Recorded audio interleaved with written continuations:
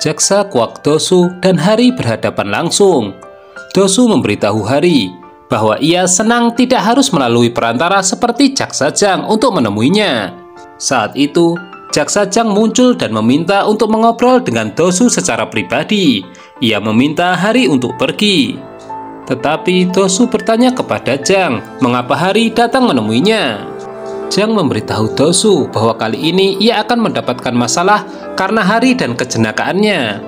Jaksa Jang menyerahkan ponsel bekas kepada Dosu dan memberitahu bahwa Hari akan menghubunginya.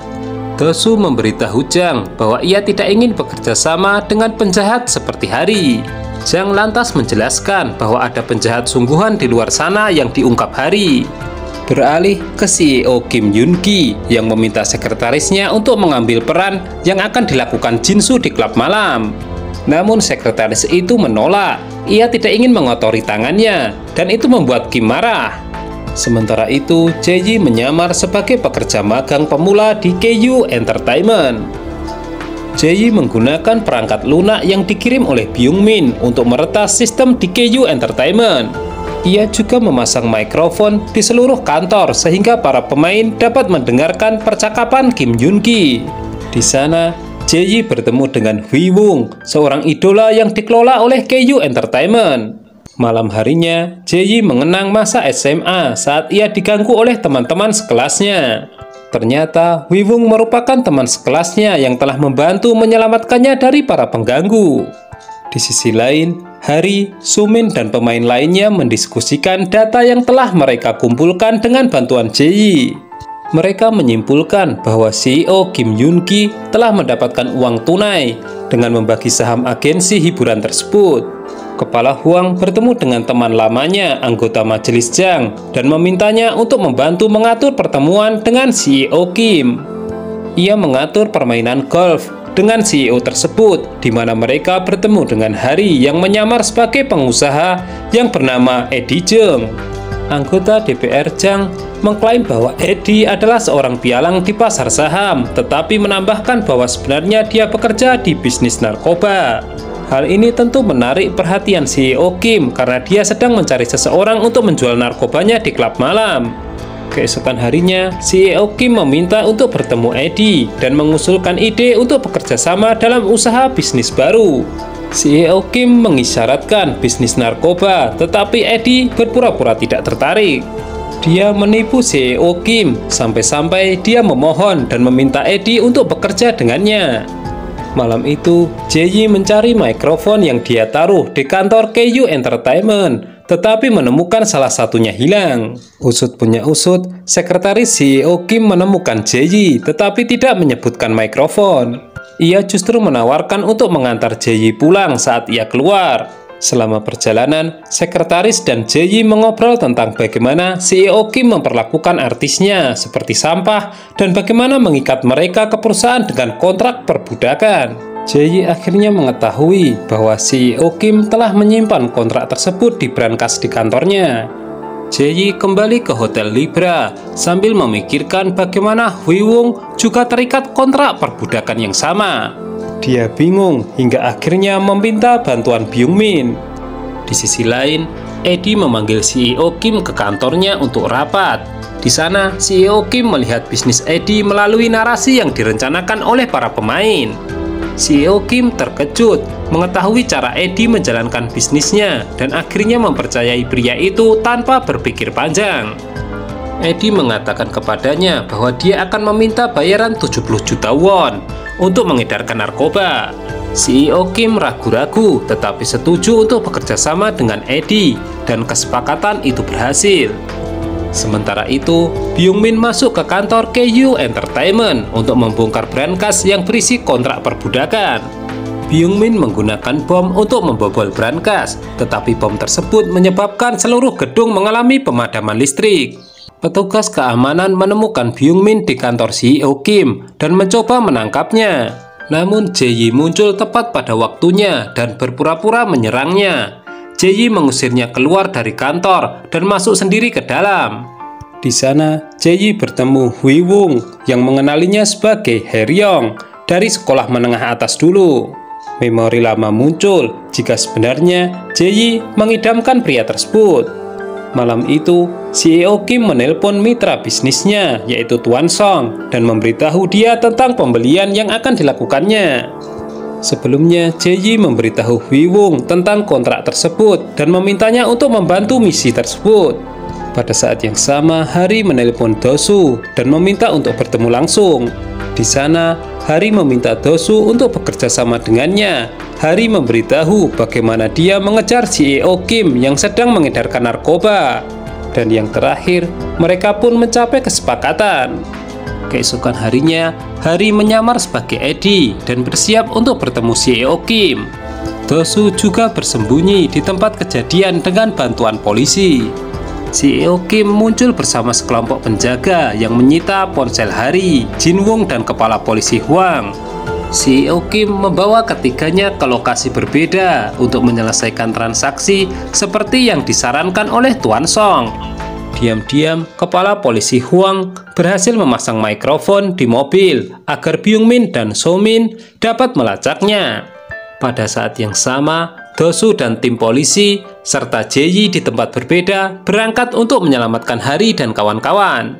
Sementara itu, Byung-min dan So-min terkejut saat mengetahui mobil yang ditumpangi Hari berhenti bergerak. Karena ternyata ketiganya dipindahkan ke mobil lain tanpa ada cara bagi mereka untuk melepaskan pelacak. Beruntung, Jae-yi mengikuti mereka dengan sepedanya dan menemukan lokasi tersebut. Hari dibawa masuk untuk bertemu dengan Tuan Song. Namun ia terkejut saat mengetahui bahwa Tuan Song tidak lain adalah salah satu pengawal Jeffrey Chung, sekaligus orang yang terlibat pembunuhan Aryong. Kilas balik dari 2 tahun lalu saat Jin-woong bertemu Hari untuk pertama kalinya setelah kematian Aryong. Saat itu, Jin-woong bekerja sebagai relawan di panti asuhan Kristen untuk menjalani hidupnya yang damai. Hari menyarankan agar mereka mulai melakukan apa yang mereka kuasai, tetapi Jin-woong marah kepada Hari dan menolaknya. Hari memberitahu Jin-woong bahwa kali ini mereka harus bekerja sama untuk membalas dendam atas kematian Aryong, dan Byung-min telah bergabung. Nah, kita pun kembali ke masa sekarang, di mana Hari, Jin-woong, dan kepala Hwang berhadapan dengan Tuan Song yang tidak lain adalah pengawal Jeffrey Chung. Hari memperkenalkan dirinya sebagai Eddie dan berharap Tuan Song tidak mengenalinya. Namun Tuan Song mencoba menghasut mereka yang menyebabkan Jin-woong memukul salah satu pengawal Tuan Song. Hari mencoba menenangkan Jin-woong dan mencoba memastikan rencana mereka tidak gagal. Pada saat yang sama, Jae-yi mengirimkan lokasi baru tersebut kepada Byung-min yang menyampaikannya kepada Do-su dan polisi. Sementara itu, Hari meminta CEO Kim dan Tuan Song untuk membawa obat-obatan yang seharusnya mereka jual. Di sisi lain, Jae-yi masuk melalui gerbang belakang dan menemukan obat-obatan yang sedang diproduksi. Para pekerja membawa obat yang sama keluar untuk diperiksa. Tuan Song meminta Hari menelan obat di depannya sehingga ia dapat percaya bahwa dia bukanlah Hari. Namun tepat saat Hari hendak menguji obat tersebut, Do-su muncul di gudang bersama polisi. Singkat cerita, polisi menangkap Tuan Song, CEO Kim, serta para penjahat dan pekerja di sana. Hari dan Jin-woong menyerang Tuan Song, sementara Jae-yi memukul CEO Kim hingga pingsan saat ia hendak melarikan diri. Hari mengarahkan pistol ke Tuan Song, mengingat bagaimana ia dan Jeffrey Chung membunuh Aryong. Namun ia kemudian mengurungkan niatnya untuk membunuh penjahat itu. Meskipun Do-su dan polisi berhasil menangkap Tuan Song, tetapi ternyata salah satu pengawal Jeffrey Chung membantunya melarikan diri. Jin-woong kecewa kepada Hari di saat mereka memiliki kesempatan untuk membalas dendam, dia tidak memanfaatkannya. Hari, Jin-woong, kepala Hwang, dan Jae-yi meninggalkan gudang, tetapi Hari diserang oleh penembak jitu.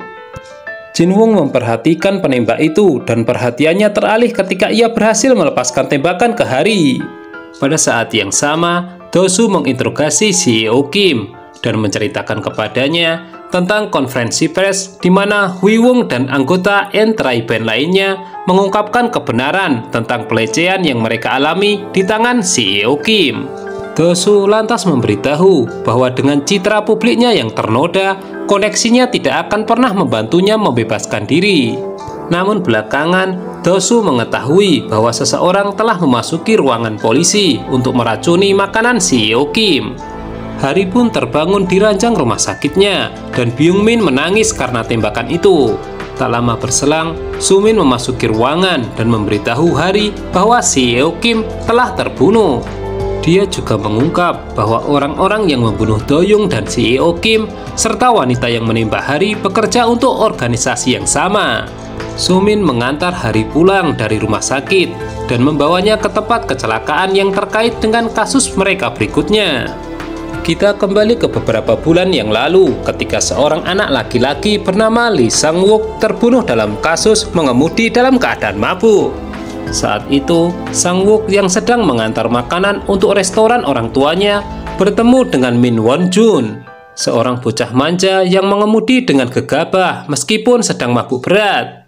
Setelah melihat Won-jun di dalam mobilnya di tengah jalan, Sang-wook mencoba menghentikan Won-jun untuk mengemudi. Ia mencoba melaporkan kejadian tersebut ke polisi, tetapi Won-jun memacu mobilnya dengan kencang dan menabrak Sang-wook. Setelah menghubungi seseorang, Won-jun melarikan diri dari tempat kejadian, sementara Sang-wook dibiarkan mati. Sun-min yang sekarang memberitahu Hari bagaimana Won-jun ditangkap setelah insiden itu, tetapi dibebaskan dengan hukuman ringan dan masa percobaan. Kepala Hwang menjelaskan kasus tersebut kepada Jae-yi, Jin-won, dan Byung-min, sementara So-min memberitahu Hari bagaimana Won-jun adalah putra seorang cebol atau orang kaya. Kepala Hwang memberitahu para pemain bahwa ayah Won-jun telah menggunakan pengaruh mereka untuk lolos dari banyak kejahatan. Dia menambahkan bahwa saudara ipar Won-jun, Direktur Baek Hyun-mi, memiliki galeri seni yang ia gunakan untuk menyedot uang gelap bagi keluarga. Jadi tidak mengherankan bahwa Hyun-mi telah menyuap jaksa dalam kasus tersebut untuk membantu Won-jun lolos dari hukuman. Kepala Hwang memberitahu geng itu bahwa Hyun-mi sangat kuat dan sangat ambisius dan selalu mendapatkan apa yang diinginkannya. Bisa dikatakan bahwa Hyun-mi merupakan target dari geng ini selanjutnya. Dan itu bukanlah tugas yang mudah karena wanita itu dekat dengan petinggi negara ini. Hari bergabung dengan para pemain dan mereka merayakan kemenangan mereka dalam kasus terakhir. Sementara itu di sisi lain, Jeffrey Jung mengetahui bahwa Hari adalah orang yang terlibat dalam kasus Do-young dan si Yeo Kim.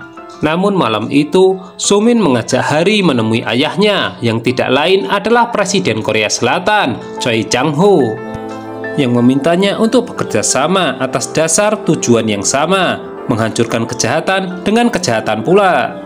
Nah, apakah mereka akan berhasil mencapai tujuan yang diharapkan? Tonton kelanjutan serial drama ini hanya di Mail Channel ya. Terima kasih.